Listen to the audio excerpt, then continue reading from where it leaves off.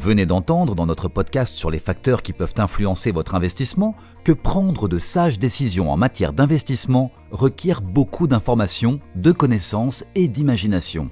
Mettons maintenant notre imagination à l'épreuve et essayons d'identifier l'impact que des événements naturels peuvent avoir sur différents investissements. Imaginons la situation suivante, dont nous espérons qu'elle ne va jamais se produire. Un ouragan détruit un nombre substantiel de plateformes pétrolières dans le golfe du Mexique, là où est localisé plus d'un quart de l'ensemble de la production américaine de pétrole et de gaz naturel. Quel sera l'impact de cette catastrophe sur quel type d'investissement ? Tout d'abord, les sociétés propriétaires des plateformes dévastées ne seront pas capables de produire et de vendre du pétrole pour une période assez longue. Leurs profits vont diminuer, et avec eux, la valeur de ces sociétés, ce qui fait que les prix des actions de ces sociétés vont baisser.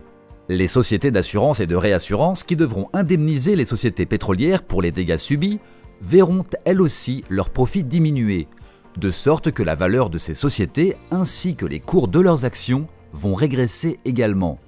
Les cours des actions de producteurs de plateformes pétrolières, par contre, vont très probablement monter, parce que les investisseurs s'attendent à ce que ces sociétés vont profiter de contrats lucratifs pour reconstruire les installations ravagées, augmenter leurs profits et leur valeur. D'un autre côté, la destruction de capacités de production qui ne peuvent pas être compensées par d'autres installations entraînera une réduction radicale de l'offre de pétrole. Face à une demande constante, l'offre réduite fera grimper les prix des carburants et du mazout. Les sociétés pétrolières qui n'ont pas été affectées par l'ouragan vont profiter de la hausse des prix. Elles pourront vendre leurs produits à des prix plus élevés et augmenter leurs bénéfices. Les prix de leurs actions vont monter. Les entreprises par contre, qui doivent acheter des quantités importantes de carburant à des prix plus élevés, comme des sociétés aériennes par exemple, verront leurs coûts opérationnels augmenter fortement et leurs profits baisser. Une forte hausse des prix des produits pétroliers a également un impact négatif sur le pouvoir d'achat des consommateurs.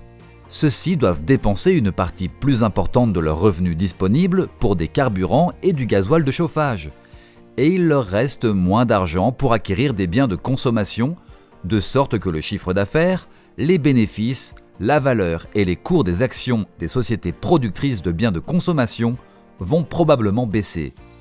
Si les prix des produits pétroliers restent très élevés pendant une longue période, cette situation peut déboucher sur une véritable crise énergétique. Des entreprises peuvent avoir des difficultés telles qu'elles doivent licencier une partie de leur main-d'œuvre. Une montée du taux de chômage a tendance à nuire à la confiance des consommateurs et à ralentir la croissance économique.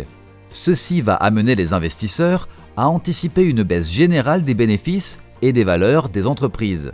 Ils vont vendre les actions qu'ils détiennent et rechercher des investissements alternatifs, ce qui va augmenter encore la pression sur les cours boursiers.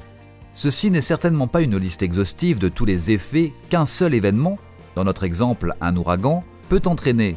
Mais cet exemple vous montre combien les relations entre les différents secteurs économiques sont complexes et combien il est difficile de tirer les bonnes conclusions d'événements spécifiques.